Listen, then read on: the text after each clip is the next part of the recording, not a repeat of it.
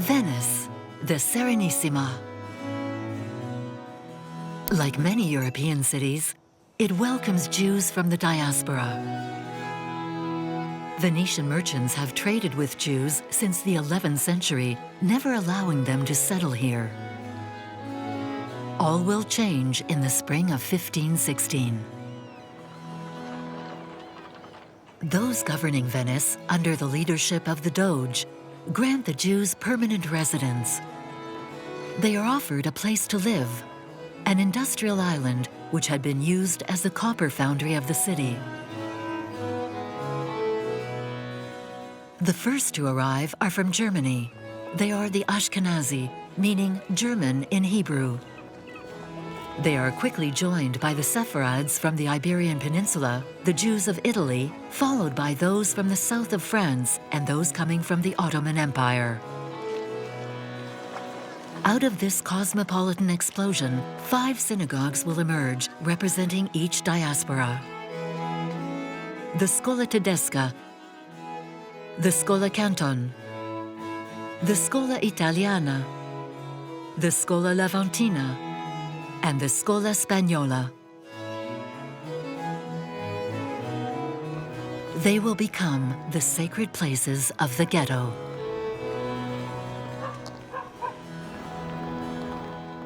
The name ghetto was, in Venetian dialect, a reference on the foundry of copper, which was placed here in this area as a place for the Jews. Donatella Calabi is an historian specializing in urban architecture. She has published numerous books on the Venetian Ghetto.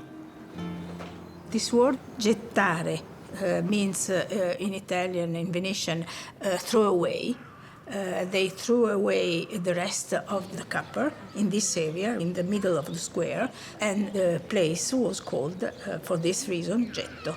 It became ghetto when the German Jews were forced to live here, and they couldn't speak ghetto as the Venetian did, so it became ghetto.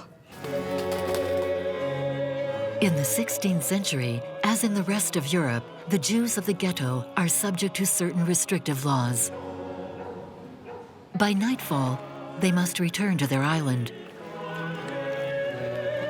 Christian guards lock the gates of both entrances and stand watch. 2 patrol boats do the rounds. At dawn, when the bells of St. Mark toll, the guards open the gates of the ghetto. During the day, when Jews enter the city, they must wear badges and clothes identifying them as Jews. Despite being under strict surveillance, the ghetto population continues to grow. From 700 Jews at the time of its creation, it expands to 3,000 in less than 100 years. There is no choice but to adapt the buildings in order to make room for more people. The ghetto was a place of buildings of 1 or 2 floors, not more. But very quickly they had to build on top to receive more people. And it was necessary to fragment in the interior the buildings into more flats. They add additional floors, making more space to accommodate this burgeoning population. They also create places of worship.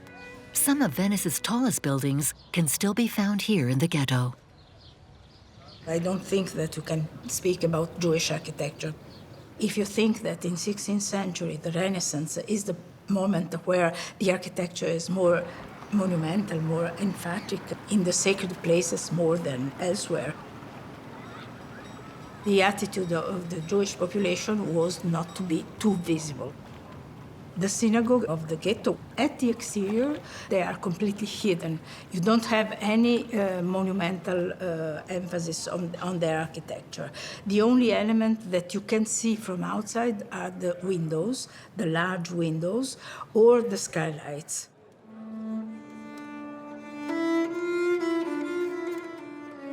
In the synagogues of the ghetto, in order to read the Holy Book, as much light as possible is needed. This is one of the reasons why synagogues are positioned on the upper floors of the ghetto buildings.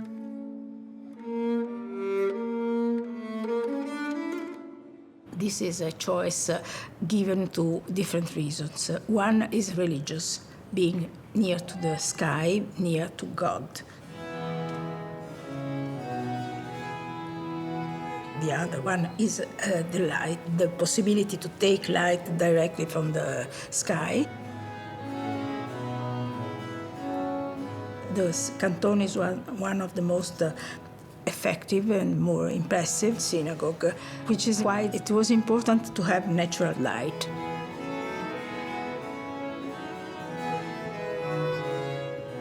This synagogue is lavishly decorated.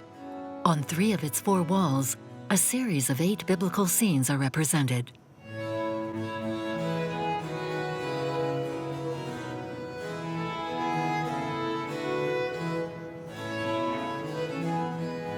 Over the centuries, the Scola Canton was restored several times. Historians believe that Christian craftsmen are responsible for the creation of these pictorial scenes.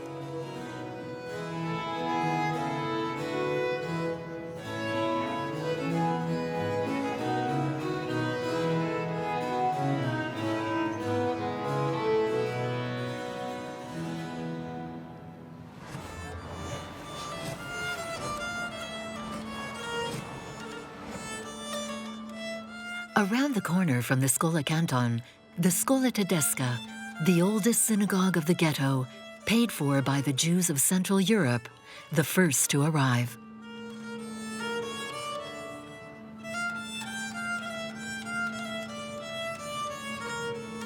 The German synagogue was built in a very narrow building, narrow and restricted between the square and the canal. These spaces are not really geometrically correct. They are not perfect rectangular. 2 centuries after it was initially constructed, an oval balustrade is added to the women's gallery in order to give an illusion of a rectangular space.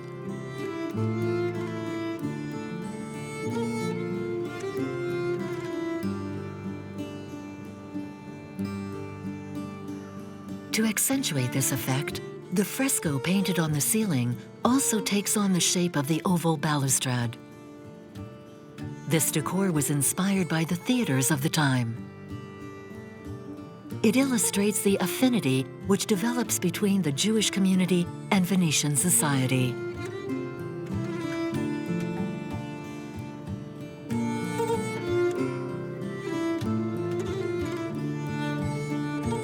The walls of the synagogue are painted to imitate marble because Ashkenazi Jews, who are the ghetto moneylenders and second-hand dealers, do not have the resources to buy real marble.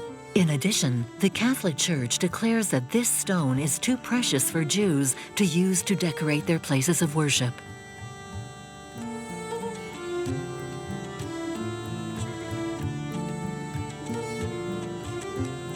The ghetto was a very cosmopolitan place. So a lot of different people having different behavior, different cultural attitude, different languages, completely different languages. They even didn't understand each other. So the synagogue is the place where they can find their own origin and their own culture.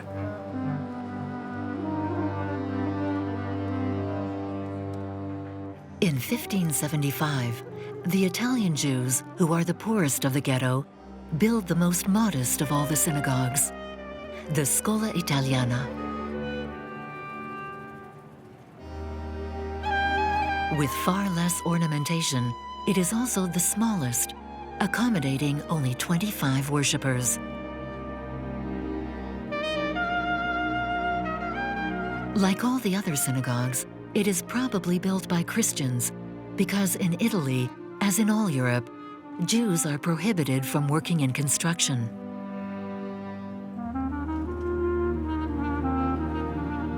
It's a very old, decorated way. It's more simple, more equilibrated, than the others. The others are very often over-decorated.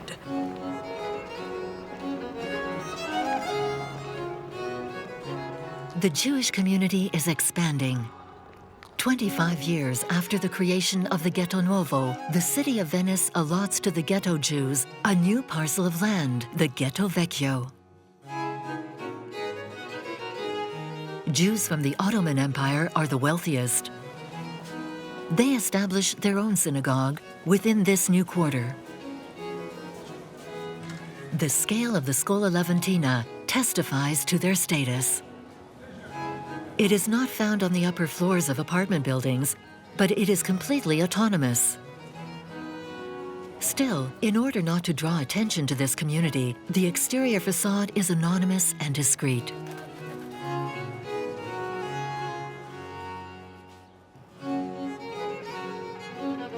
However, the interior affirms their freedom to express their faith with flamboyant and confident decor. In the interior is the only possibility for Jews and their sacred places was to decorate them.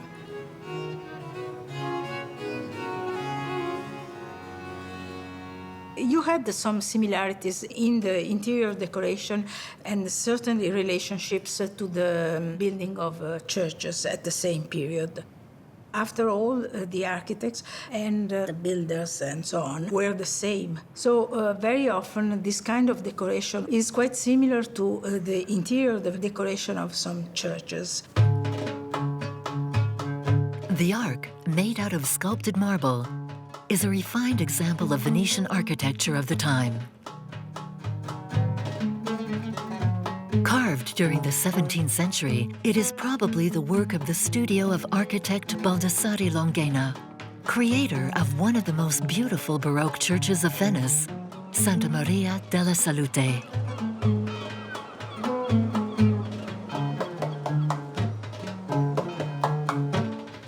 These sacred places are not only dedicated to prayer, they are also places of study and education.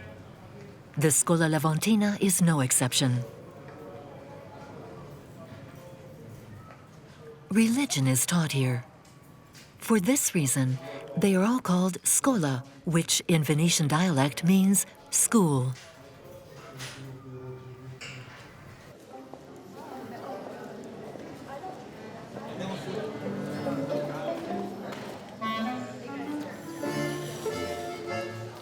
The largest synagogue of the Venetian Ghetto faces the Scuola Levantina.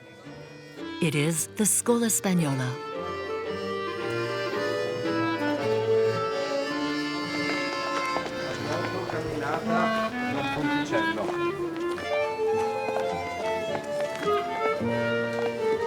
As in all the ghetto synagogues, this is a living sacred place. The main ritual holidays and daily prayer services are celebrated here among the 17th century Baroque decor. Historians also attribute the restoration of the interior of the Scuola Spagnola to the workshop of Baldassare Longhena.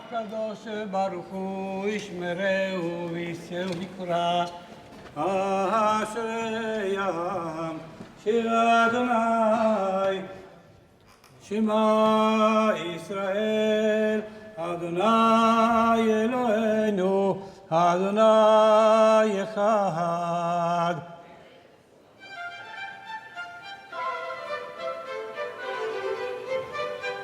"250 years later, in 1797, life for the Ghetto Jews changes with the conquest of Venice by Napoleon Bonaparte. He orders their emancipation and the destruction of the ghetto gates. At last, the Jews are free to leave their ghetto to settle in other districts of Venice where they enter political and civic life and become, at least for a brief moment, Venetians among Venetians.